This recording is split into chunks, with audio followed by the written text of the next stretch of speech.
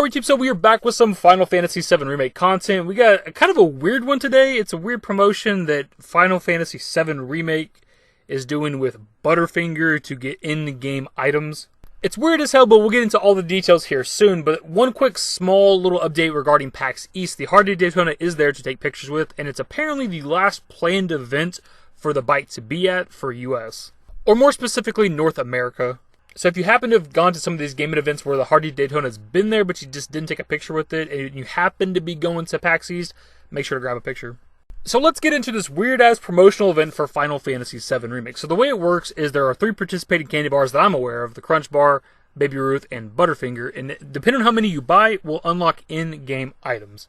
And actually looking into the rules really quickly, there's actually 6 participating products. So you have just the regular Butterfinger, like I said, the Crunch Bar, the Baby Ruth, but there's also the 2-piece Butterfinger, the 2-piece Baby Ruth, and the 4-piece Crunch Bar. Now, I don't know if there's a price difference between those. I haven't bought candy in a very long time. The event does not start until March 3rd, so the initial release date of the game at 12 p.m. Eastern Time. So for me, being in Central Time, it's going to be about 10 a.m. And if you're on the West Coast, that should be around 8 a.m. if I'm not mistaken, if I got my time zones correctly. There are 5 in-game items available, and you have to purchase 2 things at a time, whether it's 2 Butterfingers, 2 Crunch, whatever, to qualify for each tier. There's a limited number of each of these, which we'll get into as the video progresses. And the tiers are as follows. Tier 1, for getting just 2 items, you get the Midgar Bangle, a bangle designed in the image of the great city of Midgar, and there's only 100,000 of these. So that'd obviously be this one right here, since it has the Sector 1 logo on it. So for Tier 2, when you purchase 4 products, you get the Shinra Bangle, a sleek bangle engraved with the Shinra Company logo, and there's only 50,000 of these. And obviously this is the one with the Shinra logo on it.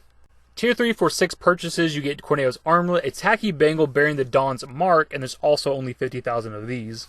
Corneo's Armlet would be this one right here. Tier 4, for buying 8, you get the Superstar Belt, a belt declaring one's status as a superstar, and there's only 25,000 of these. And this is obviously the one that looks like a damn championship belt. And lastly, for Tier 5, when buying 10 items, you get the Mako Crystal, a beautiful crystal imbued with Mako. There's also only 25,000 of these. And I hope I don't need to point out the Mako Crystal to you on this image. And the way this promotional event works for some reason is you have to buy in even numbers. 2, 4, 6, 8, 10, whatever. You cannot buy in odd numbers. If you do, the odd number, the extra one, is not going to count. So if you buy 3, that third one's not going to matter.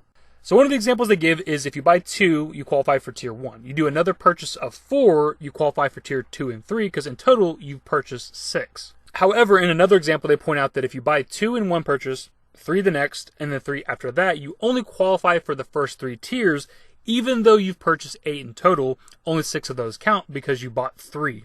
It's stupid, I know, I agree, but that's just how it works. But ultimately, it doesn't really matter anyways, because to qualify for all 5 items, you only got to buy 10 candy bars, which equals $10. So I don't know why you wouldn't just do that in one purchase anyways. So with all of that out of the way, the question then becomes, is this event even worth your time or your money?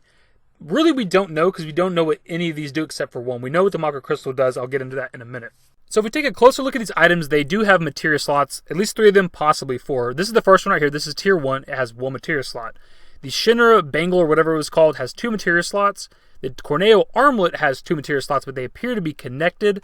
And then this is the 4th tier right here, the Superstar Belt, which is obviously a variant of the Champion Belt from the original game. But the Champion Belt was an accessory. Accessories in the original game did not have materia slots, but this appears to have a materia slot right here. And possibly these could be materia slots as well. I know the quality's ass, but for sure this looks to be a materia slot right there. So if we use the Champion Belt from the original game as an example, it gave you plus 30 strength and vitality. I'd assume the Superstar Belt would do something similar to a lesser degree. So plus, 10, 15, 20 strength and vitality, something along those lines. And possibly materia slots. We don't really have anything from the original game to compare the Midgar Bangle and the Corneo Armlet to, but we do have something for the Shinra Bangle. The original game had 2 Shinra armors with the Shinra Beta and Shinra Alpha. They both had 3 materia slots. The Alphas had all 3 connected. The Beta had just 2 connected and 1 solo. They both only increase your defense, and they had no additional bonuses, so I'd assume the Shinra Bangle would do something similar. But obviously to a lesser degree, and it only appears to have 2 materia slots. Not connected. As for the Mako Crystal, I've seen some people speculating on what this is, and it's not really anything special. We actually already know what Mako Crystals are from the game, from the public floor demo gameplay. They just restore your MP. And since we know what Mako Crystals do based on that gameplay and the fact that these are items you're getting in your inventory once you load up the game on April 10th, I'm assuming it goes into your inventory like an ether. It's just Mako Crystals, an item you can use to restore your MP. Which is honestly pretty weird, because that's like the least interesting item out of all of them, yet it's the last item on the list. It's the Tier 5. Now, it could be something completely different, but we have actual gameplay footage of a Mako crystal being used, so I'm pretty sure I'm right. So we then roll into the question of whether or not this is worth your time, effort, or money. For me personally, yes. I mean, in total, if you want to buy everything or try to get everything, it's only $10. You're not really taking much of a loss there. And as I've said in the past, I'm a fan of the in-game bonuses as opposed to physical items. Same reason why I'm getting the digital deluxe edition versus the actual IRL version, because I want in-game bonuses. But I'll be completely honest, when it comes to this, I don't think I'm going to buy 10 candy bars. I don't think I want to give Square Enix and Butterfinger my $2 extra for a fucking ether. I honestly think I'm just going to buy 8, because I just don't really care about the Mako crystal. That's just me personally. But the obvious biggest complaint here is the fact that there's a limited number of these items, and that doesn't make a lot of sense since it's a digital item. They could theoretically give out as many as they wanted to. I'm not much of a candy person. I don't often eat or buy candy, so if I were to buy 10 candy bars, redeem them, and like say the bottom 2 tiers are no longer available because there's only 25,000 of them, it's going to go quickly, I'm going to be upset. Even if it's just a couple of bucks I wasted, I'm still going to be pissed. I spent money to try to get these items, and they're no longer available. It's just kind of stupid. Like, you could have unlimited of these items if you wanted to. They'd make more money that way. People could have up until, May 14th to buy 10 candy bars to get this. They'd make more money that way. It's just weird that there's a limited number. Now, there's a chance that these items could go on sale at a later point in time, but if we're going off the assumption that they are exclusive to this promotional event, I think it's worth your $8 to $10 purchase just to have items that other people may not have. So for me personally, of course, I will be participating in this. The event will happen again about 10 a.m. my time, so there's a couple of gas stations and a Dollar General right down the road from where I live. So I'll probably head out at about 9:50 a.m.